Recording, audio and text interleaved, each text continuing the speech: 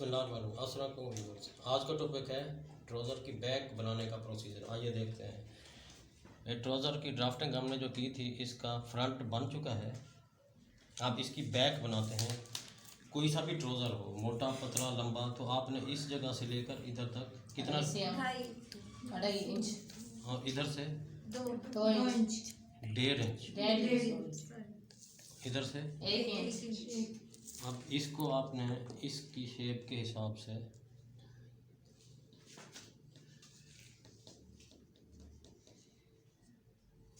यूं और इसको यूं मिला देना है। और ऊपर से भी आपने 2 इंच का स्पेस देना है।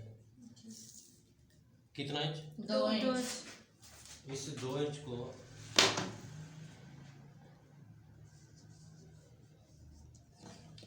ऐसे गुलाई की शक्ल, इस फ्रंट वाली गुलाई के बिल्कुल सामने गुलाई आनी चाहिए। अब इस फ्रंट से ऊपर भी आपने 2 इंच ऊपर रखना है। 2 इंच ऊपर रख के इसको क्रॉस में ऐसे मिलाना है। ये 2 इंच ऊपर इसलिए रखते हैं कि इलास्टिक लगाई जाएगी जब, तो ये बार बार इलास्टिक नीचे नहीं खिसकेगी। ये 2 इंच का इजाफा होगा ऊपर, इधर से भी 2 इंच इजाफा होगा।